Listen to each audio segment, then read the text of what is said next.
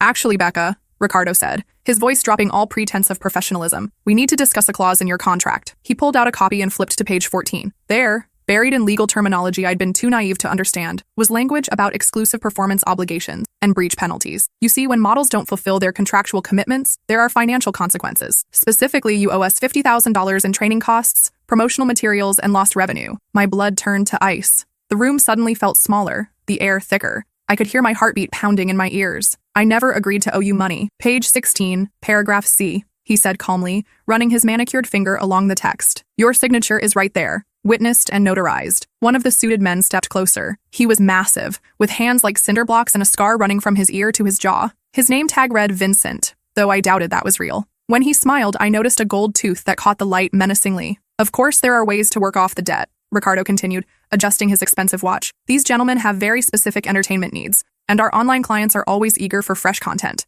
I understood then. This wasn't modeling. It was trafficking. Organized, sophisticated, and completely legal according to the contract I'd stupidly signed. The room felt like it was spinning. Everything I thought I knew about my life, about my friendship with Destiny, about my future, it was all crashing down around me. The expensive art on the walls suddenly looked sinister, like it was watching me. The classical music playing softly in the background seemed mocking. I thought about running, but we were miles from civilization on a private estate surrounded by high walls topped with what I now realized was razor wire. I thought about screaming, but who would hear me? My phone showed no signal. I was completely trapped in what looked like a luxury prison. Destiny knew about this, didn't she? I asked, though I already knew the answer. My voice sounded foreign to my own ears, small and defeated. Ricardo laughed, a sound like breaking glass mixed with genuine amusement. Destiny's been our top recruiter for 2 years. She gets a $5,000 bonus for every girl she brings in, plus 20% of their first-year earnings. You were just her latest paycheck, and her biggest score yet. The betrayal hit harder than the fear. My best friend, the person I trusted most in the world, had sold me to traffickers. Every late-night conversation about our dreams, every study session where she'd helped me with organic chemistry,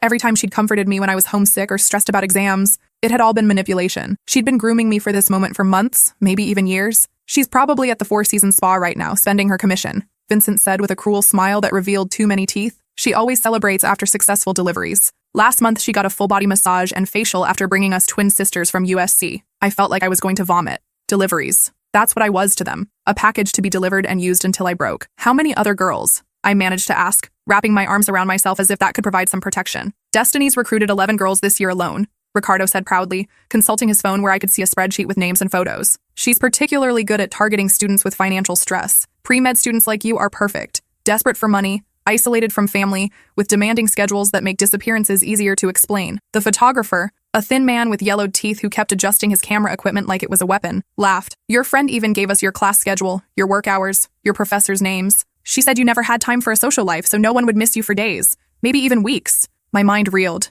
Destiny knew exactly when I'd be vulnerable, when I'd be most tempted by easy money. She'd even encouraged me to pick up extra shifts at work, knowing it would make me more desperate for income. All those times she'd complained about being broke. All those nights she'd come home with expensive takeout and new clothes. She'd been living off the suffering of other women. She also told us about your family, Ricardo added casually, as if discussing the weather. Parents who work 2 jobs each just to make ends meet. No college fund, no safety net. She said you'd do anything to avoid burdening them with more debt. That was true. My parents had sacrificed everything to help me get this far in school. The last thing I wanted was to call them begging for money, or to drop out because I couldn't afford to continue. Very thoughtful friend, Vincent said, cracking his knuckles. She even mentioned your mother's medical bills from last year's cancer scare. Said it would be easy to motivate you with the right financial pressure. But I'd learned something important during my pre-med studies. When you're in a life-threatening situation, your brain either panics or becomes incredibly focused. Mine chose focus, probably because the alternative was complete breakdown. I started cataloging everything I could see. The mansion had expensive art on the walls. Originals, not prints. Picasso sketches, what looked like a small Monet, sculptures that probably cost more than most people's houses.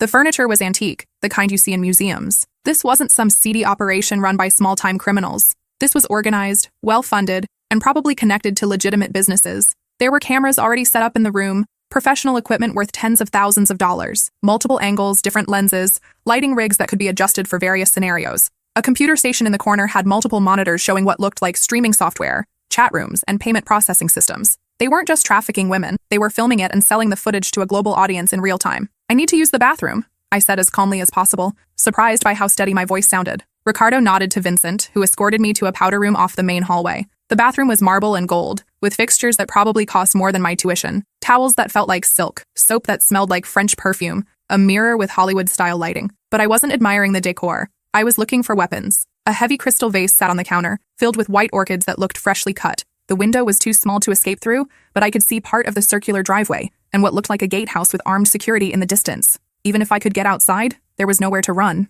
The estate was probably miles from the nearest neighbor, but the vase gave me an idea. Next to it was a smaller crystal dish that held decorative soaps. I palmed one of the soap dishes. It was heavy with sharp edges, about the size of my palm. When I came out, I stumbled slightly, letting the vase slip from my hands. It shattered against the marble floor with a sound like a gunshot, crystal fragments scattering everywhere. Sorry, I said, kneeling to pick up pieces. I'm just really nervous. While pretending to clean up, I palmed a shard of crystal about 4 inches long with a razor-sharp edge. I slipped it into my back pocket, praying none of them had noticed. Enough games, Ricardo said, checking his expensive watch. Our first client is already logged in and waiting. Time to get started. He led me to what used to be a living room but was now set up like a movie set, complete with cameras, lights, and what looked like a bed covered in silk sheets. My stomach dropped as I realized they were planning to film whatever they did to me. The setup was more elaborate than I'd initially thought. There were multiple camera angles, professional lighting rigs that could be controlled remotely, and even a makeup station stocked with products. This wasn't amateur hour. It was a full production studio designed for one horrifying purpose. Behind the cameras, I could see computer monitors showing chat rooms where usernames were already bidding on what they wanted to see happen to me. The amounts were sickeningly high. Thousands of dollars for specific acts, more money for violence, astronomical sums for things I didn't want to imagine. Here's how this works, Ricardo explained, consulting a tablet that showed what looked like a detailed spreadsheet of names, photos, and financial information. You perform for our cameras, and your debt decreases by $2,000 per session. Simple math. You'll only need to work for us for about 2 years to pay off what you owe. 2 years. 730 days of rape and torture, filmed for the entertainment of sick men around the world. And that was assuming they didn't add additional fees or penalties to keep me trapped longer. What if I refuse? I asked, though I dreaded the answer. The photographer laughed. Then your debt increases by $5,000 per day for room and board, security services, and lost revenue, plus interest. Do the math, sweetheart. You'd never get out. The largest man stepped forward, already unbuttoning his shirt. He had tattoos covering his arms, not artistic ones, but the crude prison variety. Numbers on his neck that I recognized as gang identifiers from a criminology class I'd taken as an elective. Scars on his hands that looked like knife fights. Actually, I said, backing toward the window, I have a better idea. I pulled out the crystal shard and pressed it against my wrist, hard enough to draw blood. The sharp edge bit into my skin like a scalpel, and crimson drops began falling onto the expensive Persian rug. One more step and I'll slice my arteries open. Your cameras will record me bleeding out on your floor. Try explaining that to the police. They froze. Vincent's hand moved towards something under his jacket, probably a gun, but Ricardo held up a hand to stop him. You're bluffing, Ricardo said, but his voice wavered. Sweat was beading on his forehead despite the perfectly controlled air conditioning. Am I? I pressed harder, letting more blood flow. The pain was sharp but manageable, nothing compared to what they had planned for me. I'm pre-med. I know exactly where to cut to hit the radial and ulnar arteries. I'd have about 3 minutes before losing consciousness, maybe 8 before brain death. Even if you called 911 right now, they'd never make it up that winding road in time. The men looked at each other uncertainly. This wasn't part of their plan. They were used to terrified, helpless victims, not someone willing to die rather than submit. Even if you manage to save me, I'll be damaged goods. You can't sell a girl covered in self-inflicted scars to your clients. And the medical attention would mean police involvement, hospital records, investigations into how I got hurt. I had their full attention now. Ricardo was calculating, probably trying to figure out how much money my death would cost him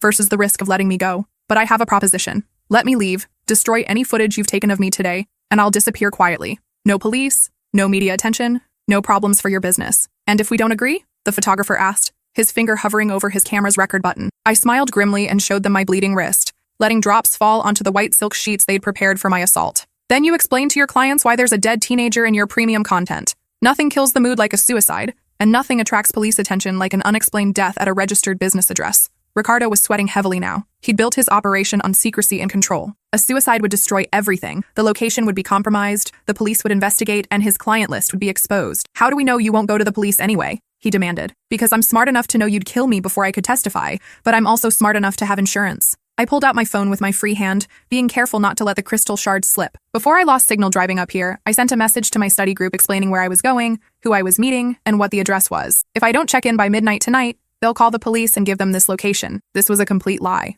I hadn't told anyone where I was going. I'd been too excited about the money to think about safety precautions. But the lie was believable enough to give them pause. You're making this more complicated than it needs to be, Ricardo said through gritted teeth. No, you made it complicated when you decided to traffic women instead of running a legitimate modeling agency. We stared at each other across the room. I could hear my heartbeat pounding in my ears, could feel blood dripping from my wrist onto my shoes. The crystal shard was becoming slippery now, and I had to concentrate to keep my grip on it. Behind Ricardo, I could see the computer monitors still showing the chat rooms where clients were getting impatient. They were offering more money, asking what the delay was, threatening to take their business elsewhere if the show didn't start soon. Finally, Ricardo nodded to his men. Get her out of here. Clean up this blood and reset the room. We'll use one of the other girls tonight. Vincent grabbed a towel from somewhere and roughly wrapped it around my wrist, not out of kindness, but to keep me from bleeding in their car. They hustled me through a back door I hadn't seen before, into a garage where several expensive cars were parked. The drive back to campus was terrifying in its own way. Vincent drove while another man sat beside me in the back seat, his hand resting on what I was pretty sure was a gun. They didn't speak, but the message was clear. One wrong move and I'd disappear permanently. As we got closer to the university, I started recognizing landmarks. The familiar buildings, the students walking around campus with backpacks, the normal world I'd almost lost forever. It felt surreal, like I was watching a movie of someone else's life. As I got out of the car in front of my dorm, Ricardo rolled down his window. If you breathe a word of this to anyone, we'll find you. And next time, we won't be so reasonable. We know where you live, where you work, where you go to class. We know your parents' address in Ohio, your little sister's high school, your grandmother's nursing home. Are we crystal clear? The threat was delivered in the same calm tone he might use to discuss the weather. That's what made it so terrifying. The casual way he talked about destroying my entire family. I nodded and walked into my dorm building on shaking legs, still clutching the bloody towel around my wrist. The first thing I did was call Destiny. Hey girl, how was the shoot? She asked, her voice dripping with fake enthusiasm. I've been thinking about you all day. In the background, I could hear music and laughter. She was somewhere public, probably celebrating her commission. You sold me to traffickers. The line went silent. The background noise continued, but I could hear her breathing change. Becca, I have no idea what you're talking about. Cut the shit, Destiny. Ricardo told me about your recruitment bonus. He told me you've been doing this for 2 years. He showed me files on all the other girls you've delivered. More silence. When she spoke again, her voice had changed completely, becoming cold and defensive. You have no idea how much debt I'm in. Those modeling gigs barely cover my rent. My student loans are crushing me. My family's medical bills are overwhelming. I needed the money. So you decided to sell your best friend into sex slavery? It's not that bad, she said, as if she was trying to convince herself as much as me. Most girls work off their debt in a few months. The clients aren't violent. Ricardo screens them carefully. It's just performance art, really. By being raped on camera for paying customers? You're being dramatic. It's just sex work. Lots of girls do it to pay for college. At least this way it's organized and safe. Safe. She actually used the word safe. What about the girls who get relocated? What about the ones who accumulate too much debt to ever leave? I don't know what you're talking about, she said, but her voice wavered. What about Harmony, the girl who killed herself rather than continue being trafficked? Silence. How do you sleep at night? I asked. Better than I would if I were homeless, she snapped. You think this is easy for me? You think I enjoy it? But I have to survive. I hung up and immediately blocked her number on every platform we'd connected on. Then I sat on my dorm room floor and cried for 3 hours straight. The next morning, I went to the campus health center to get my wrist properly treated. The cut was deeper than I'd realized, and I needed 6 stitches. The nurse practitioner asked careful questions about how I'd been injured, and I could tell she suspected self-harm. I was attacked, I said simply. I used a piece of glass to defend myself. She nodded and didn't press for details, but she gave me information about counseling services and crisis hotlines. She also insisted on taking photos of my injury for medical records, which would later prove crucial. After getting stitched up, I walked straight to the campus police station. The officer who took my report was a middle-aged woman named Detective Torres, who specialized in crimes against women. This is the 3rd report we've had this year about fraudulent modeling agencies, she said after I'd told my story. But you're the first victim who escaped before they could complete their crime. She connected me with the FBI's Human Trafficking Task Force. Within a week, I was sitting across from Agent Richardson, a quiet man in his 50s who'd been investigating trafficking operations for over 2 decades. Your case fits a pattern we've been tracking, he said, spreading photos across the table between us. We believe there are at least 12 similar operations on the West Coast alone, all using the same recruitment model. The photos showed young women, all college-aged, all attractive, all looking happy and confident in what appeared to be modeling headshots. Some were clearly professional photos. Others looked like social media pictures or graduation photos. These are all victims? I asked, my hands trembling as I looked through them. Confirmed victims from operations we've already shut down, but we estimate there are hundreds more we haven't found yet. Agent Richardson explained that traffickers had evolved their tactics over the past decade. Instead of kidnapping random women off the street, which attracted too much police attention, they now recruited willing participants through seemingly legitimate opportunities. Modeling agencies, acting workshops, music video casting calls, social media influencer opportunities, any situation where young women might be eager to make money quickly. Your friend Destiny represents a particularly insidious evolution, he said grimly. Instead of using strangers as recruiters, they're turning victims into accomplices. It's more effective because there's already trust established, and it's harder for law enforcement to identify the criminal network. He showed me a file on Destiny that made my stomach turn. She'd been recruited herself 2 years earlier through what she thought was a legitimate modeling opportunity. But instead of becoming a trafficking victim, she'd been offered a choice: work as a recruiter and earn substantial commissions, or be sold to clients in another city where she knew no one and had no support system. She chose to save herself by sacrificing others, Agent Richardson said grimly. It's more common than you'd think. The psychological pressure is enormous. Most people will do anything to avoid becoming victims themselves. The file contained records of her recruitment activities going back 18 months, 11 successful recruitments, dozens of attempted ones. She'd been paid over $80,000 in commissions, plus bonuses for bringing in what they called high-value targets, girls from wealthy families, students with specialized knowledge, or those with particularly marketable appearances. Over the next several weeks, I worked closely with the FBI to build a comprehensive case. They had me write detailed reports about every interaction with Destiny and Ricardo, every contract I'd signed, every location I'd visited. They even had me recreate the route to the mansion using satellite maps and street view images. The agents explained how sophisticated these operations had become. They used legitimate businesses as fronts, modeling agencies with proper licenses, photography studios with professional equipment, even talent management companies with real entertainment industry connections. The contracts were written by lawyers who specialized in finding legal loopholes, and the financial structures were designed to withstand scrutiny. The scariest part, Agent Richardson told me, is how legitimate it all appears on the surface. If we raided that mansion tomorrow, we'd find proper business licenses, tax records, employment contracts, and accounting books. On paper, everything looks legal. The hardest part was agreeing to help with an undercover operation. We need someone on the inside, Agent Richardson explained during our 5th meeting. You're the only victim who escaped before any assault occurred. That makes you credible if you claim you've reconsidered their offer. The plan was simple in concept, but terrifying in execution. I'd contact Ricardo and claim I'd been thinking about his proposition. I'd wear a recording device to a meeting and get him to admit to the trafficking operation on tape. We'll have agents positioned around any meeting location, Richardson assured me. You'll never be more than 30 seconds away from backup. 3 weeks later, I was back in that same mansion, this time wearing a recording device hidden in my bra and knowing that federal agents were positioned around the property with sniper rifles and tactical equipment. I've been thinking about your offer, I told Ricardo, forcing my voice to sound calm despite my racing heart. Maybe we can work something out after all. He was immediately suspicious, his cold eyes studying my face like he was trying to read my thoughts.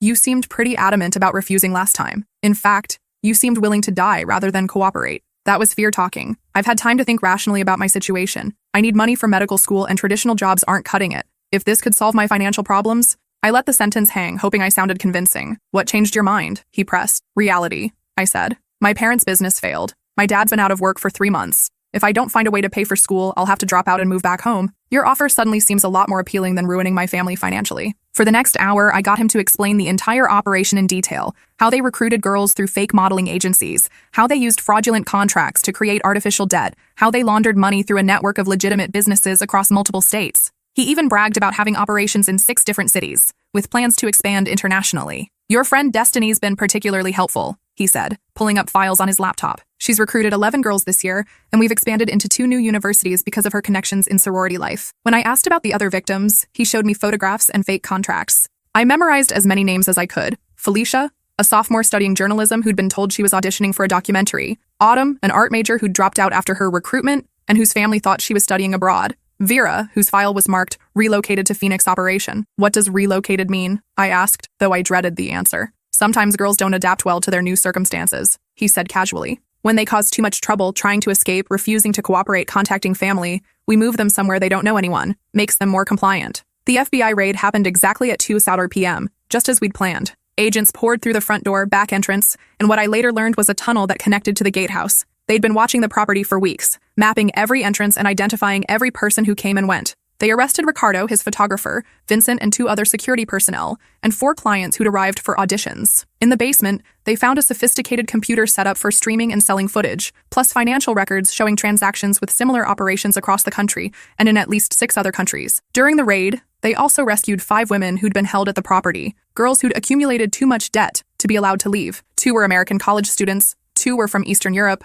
and 1 was from the Philippines. The youngest was 16. The trial took 8 months to prepare, and another 4 months to conduct. I testified for 3 days, walking the jury through every detail of my experience. Seeing Ricardo in an orange jumpsuit instead of his expensive suit felt like justice, but the process was emotionally exhausting. The prosecution presented evidence of a trafficking network that spanned 12 states and had connections to similar operations in 8 countries. They'd trafficked over 300 women in 7 years, generating over $50 million in revenue. The hardest part was testifying about Destiny's role. When they brought her into the courtroom in handcuffs, she looked smaller somehow. Like the confident woman I'd known had been hollowed out and replaced with someone desperate and broken. She'd been arrested at her apartment while trying to destroy files on her laptop. The FBI had been monitoring her communications for weeks, so they knew exactly when to strike. When our eyes met across the courtroom, she looked at me with a mixture of hatred and pleading. "You ruined my life," she mouthed during a break in testimony. No, I thought. You ruined your own life when you decided other people's safety was worth less than your commission. During her own testimony, Destiny tried to claim she'd been coerced into recruiting, that Ricardo had threatened her family, and that she'd been too afraid to refuse.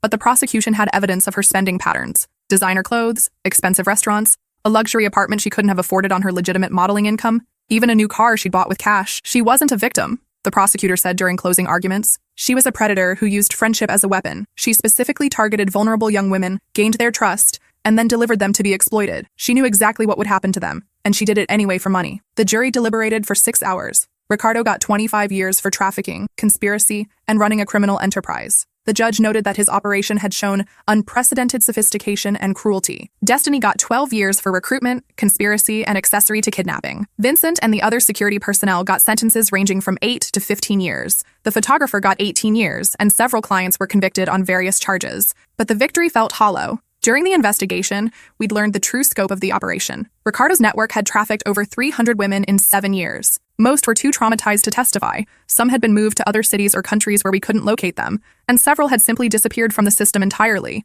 One girl, a 19-year-old named Harmony, who'd been recruited through a fake talent agency promising music video opportunities, had committed suicide rather than continue being trafficked. Her parents attended every day of the trial, holding photographs of their daughter and wearing buttons with her picture. During their victim impact statement, Harmony's mother said, "My daughter was a talented musician who wanted to help children through music therapy. Instead, she was destroyed by people who saw her as nothing more than a commodity." The FBI recovered files showing that Ricardo's operation was just one node in a network that spanned the entire country. There were similar operations in dozens of cities, all using the same recruitment tactics and legal loopholes. They estimated that hundreds of similar networks were operating worldwide. After the trial, I changed my major from pre-med to criminal justice with a specialized focus on human trafficking. I wanted to understand how predators like Ricardo operated, how to identify trafficking operations before they could harm victims, and how to help survivors rebuild their lives. The academic side was fascinating in a horrifying way. I learned about the economics of trafficking, how it had become the second largest criminal industry in the world, generating over $150 billion annually. I studied the psychology of both traffickers and victims, the legal frameworks that made prosecution difficult, and the social factors that made certain populations vulnerable. But the real education came from working with survivors. During my senior year, I volunteered at a residential facility for trafficking survivors. The women there had stories that made my experience seem almost mild by comparison. Many had been trafficked for years, moved between cities and countries, isolated from any support system. There was Isabella, who'd been recruited at 15 through a fake modeling agency and trafficked for 8 years before escaping. She'd been to 6 different countries and couldn't remember how many cities. When I met her, she was 25 and learning to read again. Her traffickers had deliberately kept her illiterate to make escape harder. There was May, who'd been promised a job as a nanny in America, but instead was sold to a trafficking ring that specialized in Asian women. She'd been held for 3 years before a police raid freed her, but she still woke up screaming most nights. There was Tomoko, who'd been trafficked by her own boyfriend after he accumulated gambling debts. She'd thought he loved her, even as he forced her into prostitution to pay off his loans. Their stories taught me that my experience, terrifying as it was, had been relatively brief and ended with my escape. Most victims weren't so fortunate. During my senior year, I got a call from Victim Services. Destiny was being released early for good behavior and cooperation with ongoing investigations into other trafficking networks. "She's asked to meet with you," the counselor said. "She claims she wants to apologize and make amends." Part of me was curious. Part of me wanted closure. But mostly, I realized I didn't need anything from her. "No," I said. "I'm done with that chapter of my life." 3 weeks later, I saw her at a coffee shop near campus, the same one where she'd supposedly been discovered by Ricardo's fake modeling agency. She looked older, thinner, with the hollow eyes I'd seen in other trafficking survivors. Her expensive clothes had been replaced by thrift store purchases, and she'd cut her hair short. When our gazes met across the room, I felt nothing. No anger, no sadness, no nostalgia for our friendship, no desire for revenge or reconciliation. She'd betrayed me in the worst possible way, and I'd survived it. I'd even helped put her and her accomplices in prison. That was enough. Today, I work for a nonprofit organization that helps trafficking survivors rebuild their lives. The work is incredibly difficult but deeply meaningful. We provide housing, counseling, legal assistance, job training, and educational support. I've spoken at law enforcement conferences in 15 states, testified before congressional committees about trafficking tactics and prevention strategies,